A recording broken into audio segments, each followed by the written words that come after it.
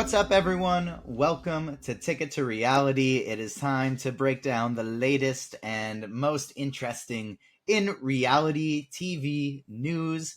My name is TJ Zwarych, back after a couple weeks away, busy as ever, but my friends have been holding it down, doing an incredibly amazing job just as expected. First up, joined by my fellow agent of fandom, Emma Dorris. How are you doing this evening? I'm doing good. Fighting the tiredness, but we're good. I got my flu shot today. Everybody go get your flu shot and your COVID booster, whatever. Stay up to date on your vaccines. That's my PSA for today. I saw a hilarious tweet out there today where somebody said, and honestly, this might have been just like you sharing it into a group chat that we're in together. I don't remember, but it just That's said, fair. I was going to get my COVID booster and flu shot, and the nurse asked me, "Am I getting this for work or a vacation?" And I said, "Pleasure." Because I just didn't. Yep. I panicked and I didn't have an answer. I said for fun, so whatever it was, but I thought that was pretty great. Joined as That's what I well do. by the man with the beautiful, incredible, heartwarming laugh that you just heard. Season 2 finalist of The Circle on Netflix. Lee Swift, how you doing, buddy? I'm doing great. Fresh off of a vacation, feel energized, renewed, ready to get to it.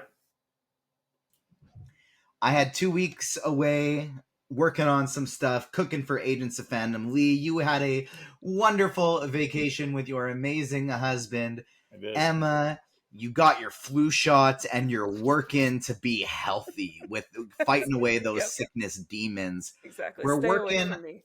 on ourselves, working on self improvement. And in that theme, we got a new plan as to how we're running Ticket to Reality here. We are going to start things off before we cover our one show that we're going to focus on. Of course, right now, Big Brother, I got a little update of our draft and how everybody's doing for you. And then, but before we get to that, we are going to have what we call the reality TV roundup, where we just very briefly touch on the most important events that we've noticed in reality TV. And so, first up, I want to throw it to you, Lee, because you got a little soft spot in your heart for a show called The Challenge. And I want to know what's been going on there lately. I'm telling you, the challenge is so interesting. You got to jump in because it has Big Brother, it has Survivor, it has challenge vets, which were the ones just on the challenge getting their fame and fortune. But it's been really exciting to see all the mess because of the way they're doing it. I was very excited. I don't know if you guys remember um, some of the Big Brother people. They've been kicked off. Tiffany, we lost Tiffany. I was so sad, but she left with grace. And Survivor strong. I mean, they're just staying so tight. But this last week, there was a kind of a turning of the tables. Survivor hadn't lost anybody, and they put up Fessy, who's a Big Brother guy. You may not remember him. I think he was the season before the cookout. But Fessy won, and a challenge vet won. Gosh, I can't remember her name. But they just said, hey, let's get rid of Survivor people. So they put up Sebastian and Chris. Chris has been a snake, a completed utter snake, but he won. Sebastian left. I'm like, Chris is coming back because he's lied to everybody. So I'm like, he's coming back, but I don't know how long he's going to last. They had to do sort of a throwing the ball balancing thing. It wasn't really as physical as more mental, which I like the more physical challenge where they get in the dirt and have to do stuff. But that was the challenge. Wow. The goal of today's episode of Ticket to Reality is we're looking to be efficient, we're looking to trim out some of the edges. The theme of the reality TV shows we're covering right now is just mess, mess, mess. And that's going to continue into Big Brother. But based on what you've told me, it sounds like the ultimatum should have also made some goals on trimming some of the edges away Yeah. from what they put out, and maybe just could have been an email. It literally could have been an email. This season left a lot to be desired. To spoil it, all the couples ended up back together. Nothing happened. It was really boring. There was some like interesting fights and stuff, and I had a lot of opinions about some of these people, but they all just need therapy. Honestly, or a lot of them need therapy. And A lot of them should not have ended up back together, but here we are. So that was kind of a waste of time. That's been the theme of every single episode or every single season of The Ultimatum that I've watched. Yeah. Is look, we all need therapy. Exactly. Everyone who's on The Ultimatum seems to really need therapy. What about Below Deck, M? Because I believe you said there's a lot going on there too. Yeah, so in our Below Deck journey, we have started season 4 of Below Deck Med. And so, there's been regulars now that we're getting to know. Hannah is always a mainstay. We got good old Captain Sandy. And Joao is the bosun on this season. I hated him last season, but he is actually, speaking of, like, I don't know if he's gone to therapy, but he really turned around between season 3 and 4. So I actually am rooting for him this time. However, they started off with a Chef Mila, who you know what I'm talking about. I just had to talk about this because my jaw was on the ground for the entire first like 3 or 4 episodes. She walked on the boat, had food poisoning already, and for a chef, it's kind of like, okay, like I don't know where she ate, I don't know what happened. So she barely got through the first charter, but her provisioning, she over provisioned, and so they had no room for most of the stuff she got. The first charter, she literally served like I can't remember the order of the meals. I think her first meal was burgers with ranch on them. This is like a $20,000 yacht that people are chartering for, like these rich people. Like burgers with ranch. Okay, all right, sure. They're lucky that the charter guests were like, "Oh, these are really good." All right, whatever. But then I think it was dinner that she literally got out the boxes of like tortillas that my dad like we use for tacos to make it easy. Like she made tacos from the box and tried to like serve these 2 charter guests. And then she made nachos that literally look like what 2 guys in a college dorm would make. And it was so bad that Hannah literally did not serve it. She was like, "I can't serve this to the guests." She was like, in her testimonial, she's like, "I've rarely said that I can't serve something, but this time I can." And so Sandy like came down, she's like, "Is that for the crew?" And she's like, "No, this is for the guests." And she's like, "Okay." And then what's the kicker of all of this is that Chef Mila purported to have some sort of like cordon bleu training, which is apparently like the cream of the crop type of training. There is absolutely no way, because that's something I would make, and I am a horrible cook. But even I know that like that you don't do that. And then the most egregious thing that she did was she literally took a piece of raw steak and licked it before cooking it. We saw it on the camera, and then she microwaved the steaks. So just really horrible.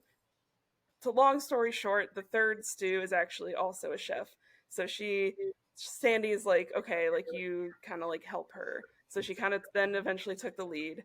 And then not only is this person not probably lied on her resume, had to have lied on her resume, she is also homophobic apparently, which just where I don't even know where that came from, but she in the car on one of their nights out, she decided to just talk about how she thinks being gay is not natural, and she would never want her son to watch 2 guys kissing and all this. And we're like, me and my boyfriend Chris are watching. We're like, what the fuck?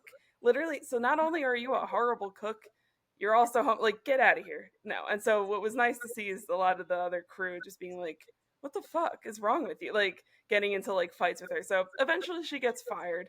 Thank God. And so now we have Anastasia, who I know eventually Ben comes back. So I'm looking forward to that. But Anastasia, the third stew, who is not like she does some sort of like cooking for a living, but she hasn't cooked on like a yacht before, and she's killing it. So I don't know. It was wild. It was probably the most entertaining that Below Deck has been so far, because I could not believe what I was watching. So do we think she lied on her resume? I think so. I think so. Given big like from if you've ever seen Community, you'll appreciate the reference.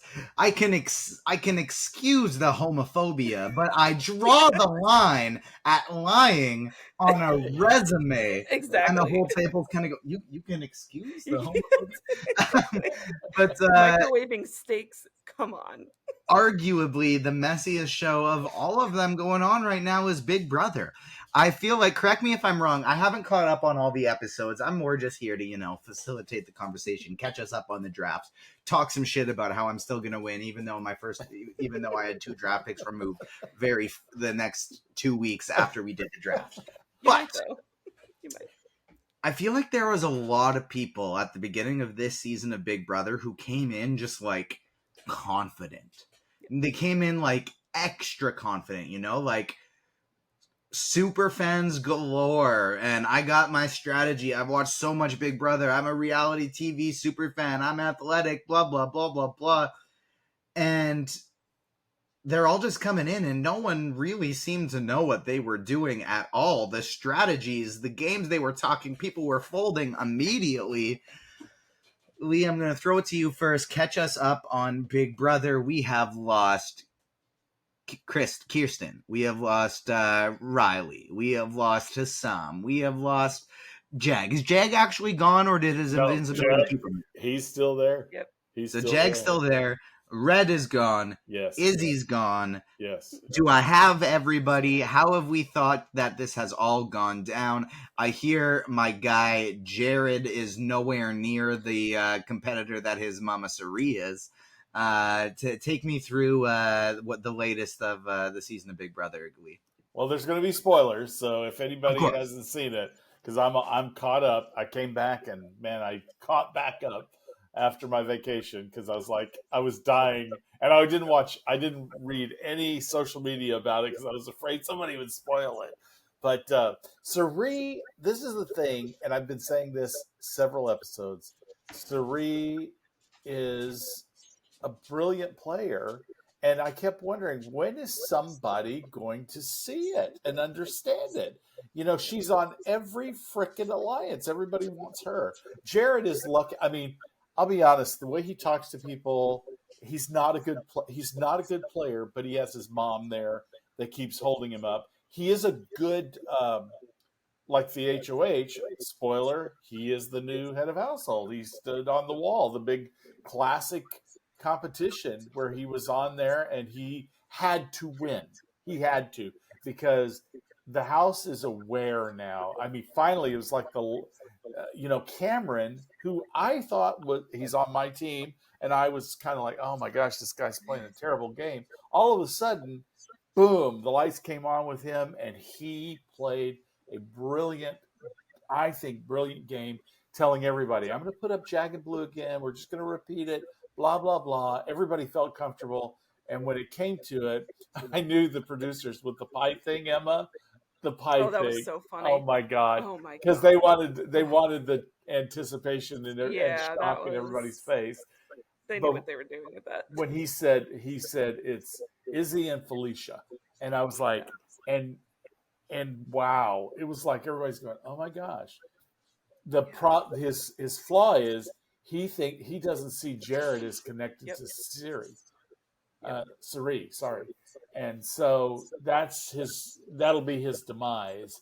But I think he's going to put up, I mean, I thought that was great. I think Jared not using the veto was the smart thing to do because Sari would have been right up there.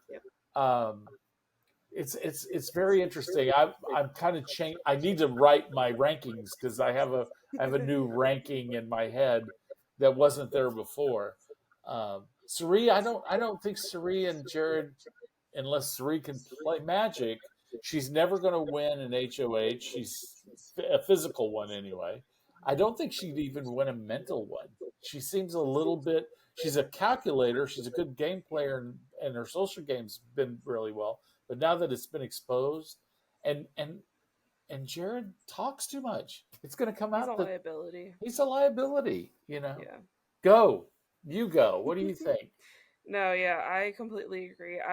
It's interesting. Like, as much as I really do not like Cameron, like he just gives me a weird vibe. Like, I think that's how Izzy saw it too. He doesn't give me good vibes, honestly. But he's been playing a brilliant game since his HOH.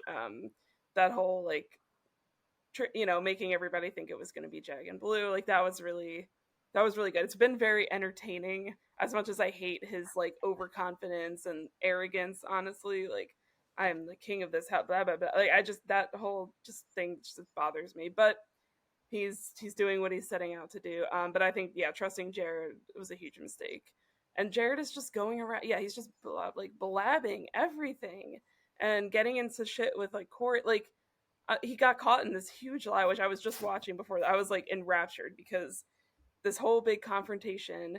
Like, I know that you need to lie, and like, you know, and I think everybody in the house understands that to a great degree, but like, you gotta just at that point, like, they are literally catching you in the lie, like that you said you told Matt, and every time they like the editing of these episodes have been really funny because you know they're Jared is talking to Matt about how Jag apparently told him something, but that wasn't true, and then every time they mention Jag, they just show him just like sleeping or like in the shower, and I'm just like, this guy's not even here to defend himself. Like, I felt so bad, but they all cleared the air. But yeah, I think Suri, if Jared wasn't there, like I know she kind of like uses him to kind of find out stuff, but it's not really working so well anymore because he will just not stop talking. So I think Jared is going to be Suri's downfall ultimately, I especially think with Izzy not here anymore. when she said, something's going on, Jared, you need to go Yeah. find out. But then he goes and creates the lie about Jag, and Right. all she wanted to do was go find out, and he blows it up. Yep. And what's bad is my favorite still is Corey. I'm sorry, I have a huge soft I do love spot for Corey. He's sort of my TJ in there. I see TJ when I see Corey because he's smart and he's, but a little awkward. I'm just saying, just a tiny bit awkward. You probably have a lot more gameplay with women than poor Corey does because America's like I'm He's trying his best. really ready, and Corey's like so awkward. But I really think that if Cameron can survive this one, Mm-hmm. and see, I don't have that ick feeling about Cameron. I think Cameron, was buying into all the Legend 25 or whatever whatever it was. He and Red really believed that was real, and I also I know she was on your team. I really didn't like how Izzy left. I thought it was kind of rude, and I just thought it was funny, I but didn't. selfishly. I But I that's fair. didn't. I get it. I didn't like it. I mean, to Yeah. me, it's a game. Yeah. It's a game, and she made it personal, and I'm like, I don't like that. Keep it a game. You can be hurt. You can do all this stuff, whatever. But um, yeah. But Cameron's in trouble because when Sari was crying about Izzy leaving, I was like, okay, you are enemy Yeah, you're number screwed. one with Yeah. her. Everybody else, I think that's shifted somewhat, which is good for him. So if the veto works out, he'll survive because I think America and Corey are going up for sure. You think? Yeah. I really think but I think the backdoor plan is Cameron, and so That makes sense. So the only way he can, that's what I think. I haven't watched the Mhm. feeds because again, I just got back from vacation, but I really think that's what's going to happen. And I think that especially after Corey, that was Corey's mistake. He pushed too hard in that conversation, but he was trying. It was like all of a sudden he saw the light. Sari doesn't have my best interest. And Felicia. I mean, oh my gosh, Felicia. I mean, Lord help me. So She thinks she's such a great player, and I'm like, girl, And Bowie. She's so funny. Oh my god! But what I can't. What is she doing? She's like literally doing nothing.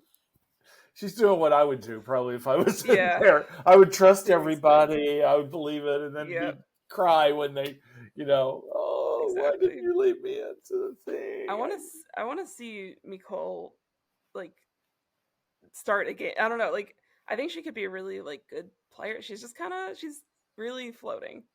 But see, she's good at the comps and stuff like that. I don't know. I think. Don't you think that's a good place to be right now? I think it is because nobody's talking about she's really coasting, and I think eventually, like if she could win an HOH like later down the line, it's not a bad way to go. I think stay under the radar until we get to jury time, which we're getting close. I guess we should be getting close to jury. There was I've kind of caught up on bits and pieces. I know Julie talked about some sort of jury twist. Did she announce what that was? I don't remember hearing the jury twist. That's weird. Yeah. Because she said there was going to be something that affected jury. I don't know. Yeah. Julie is always just talking. I don't really know. I don't even know if she knows what's coming out of her mouth. Yeah, I'm wondering if somebody's going to have a chance to come back. That's I could see that. I think that might be because they, losing. But again, the invincibility thing saved the thing because they lost. I don't even remember his name, racist guy. And so that I'm sure that messed up their numbers. Every week we got to lose that. So they had to.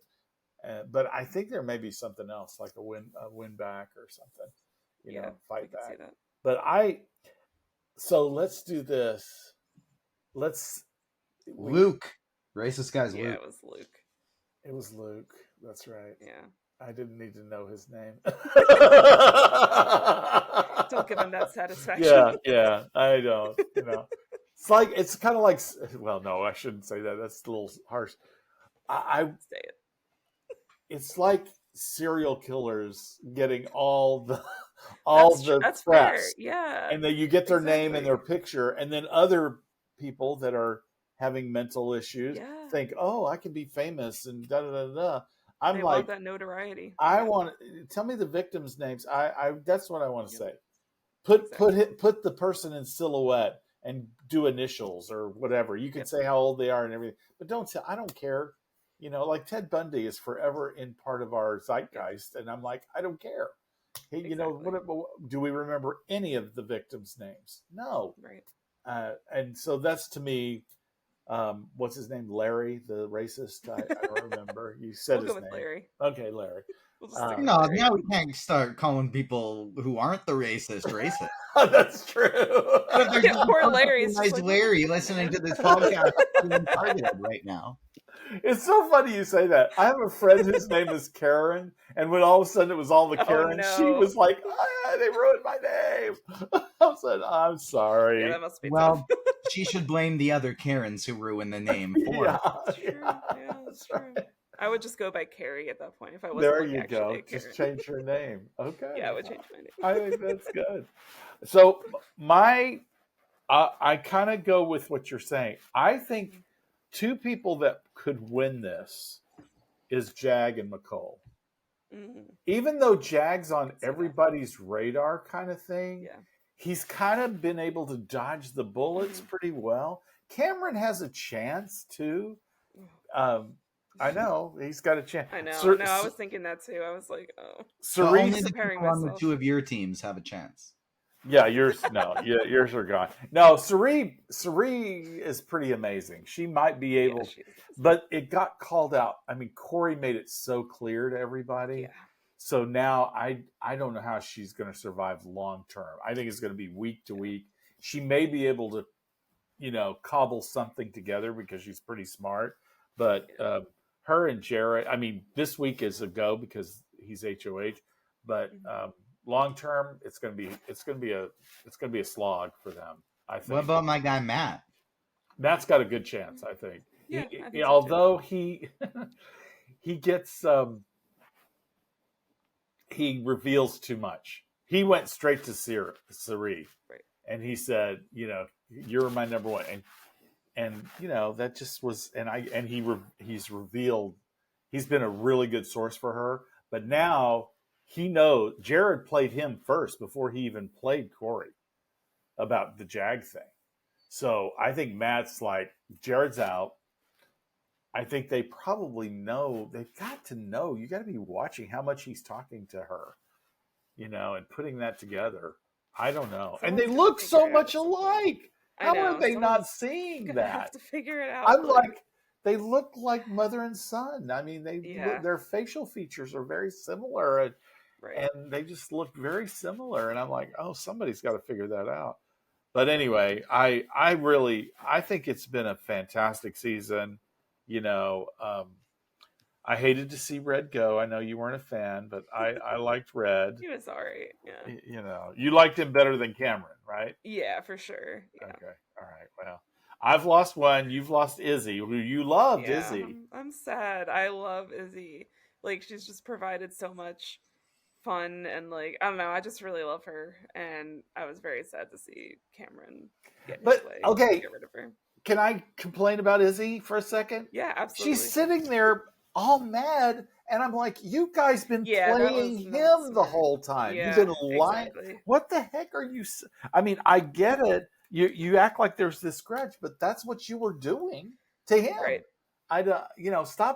Stop acting like the victim. You're not a victim here. Yeah. You've No, been running the 100%. damn house since the thing started with Suri and Jared. So anyway, that's yeah. I became less of an Izzy fan. I was an Izzy That's fair. fan, but I just That's fair. yeah. My as far as just standing, I stand Corey. I'm Yeah, I do love Corey. I'm a Corey stan big time. I just love him. He's I great. don't know how I think he went too far in Mm-hmm. revealing what he knew, and uh, I think it was because he had this big aha moment, and he wanted to call out Jared, but yeah, Yeah, it was weird. Like everybody was, they kept being like, "Bring this person up, and I'm like, I don't know. It just seems kind of weird that we're just gonna have this whole big like. You might as well just stand in front of the whole house and have this like whole confrontation. I don't know. It just seemed kind of odd to that me. has happened in seasons where Yeah, they I'm sure. Yeah, where they say house like a house meeting. meeting and Yeah, they start screaming at each other. I would honestly. I mean, it'd be very entertaining. It's very fun. Yeah, it's Yeah, very fun. But I want you guys to go back and see the old class, the OGs, like yeah. Dan's funeral. Oh my God, just I need to brilliant. give me a couple like seasons that are I like will. must watch. I I want will. to go back I and watch will. them. The season with Dan and the funeral to me was so iconic. I loved it. He was one of the best players to me. Nice. Now I don't know if that style would work now. Things have changed so much, but back then that was they're too TJ. Okay, I know you're not caught up. They talk too much. Yeah. That's why I loved Cameron's. That was the one thing Yeah. nobody knew, and it was a blind side to everybody. And I'm thinking, Right. you guys are just talking and talking and talking. Yeah. And I would be kind of a little holding more things to my, if I get a power, I'm not going to tell anybody. Like Matt telling Suri about his power. Yeah, that was weird. And I'm like, and I also didn't think he should have used it because he could have. What if he got voted out the next week? He wouldn't have had any power. Not that he's in jeopardy, but yeah, I wouldn't mind seeing. And Jared's a fine guy, I guess, but I wouldn't mind seeing Jared go because I think it would free Suri up to play. Yeah, because I think she'll be able to tighten up her just because now she won't have Jared. I would be interested to see how her game transforms without Jared and without Izzy. I think that'd be very interesting. I also want to mention the Humila week that they were going. It's just ridiculous. Oh my god. I was I couldn't even keep track of the amount of stuff that was going on between the kayaks that Felicia and Sareed had to do, the gas mat, this. I was like, what is even happening? How does anybody do anything while all of that's going on? I felt like I was on an acid trip. I was just like, exactly. oh my god. It's so Big Brother. It's like, it was just the gas mask, the pig outfits, I was just like, oh my gosh, okay. Yeah, but they have to do it because it appeals. Yeah, exactly. It was and like the fart thing. I was like, yeah, some weird. It was fun. I did. I laughed. I was laughing. I was like, I don't know how they were able to keep a straight face. What was it? And then we got Felicia yelling in her sleep or singing or whatever. I was like, I did like that. I will say. That was funny. Just everybody else's face is like, what the hell? Corey, Corey sits up. It's goes. Yeah, that was entertaining. Now, let's say we're in a house with all these people. We're sharing a bedroom. I mean, what is the thing you would be most mortified about? Because you're with them 24/7 for 3 months. What would you be the most? Like the bathroom thing and that stinkometer? I was like, I would cry. That'd be so embarrassing. Not only is it all these people, it's the feeds and everyone is watching this. I don't know. I guess you just really have to have no shame but I have some shame, and I don't know. I know. You need to have no shame. I feel like we have too much shame. We could Yeah, I think do that's with a the little problem. less Yeah. shame, me and you, Em. Lee's got the I perfect agree. amount of shame. Lee's right in the middle. I do. He's like, I'm reality level shame. Yeah, exactly. That's true. Yeah, that is true. Maybe I'll try the circle first, see how it is crying in front of millions of people, Yeah, and then thanks. we'll see how that goes.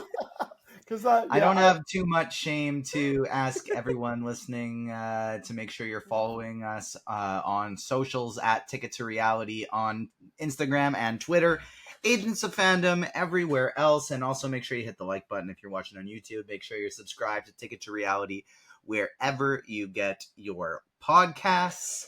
We will be back next week talking more Big Brother as well as any other big news that hits the reality TV world.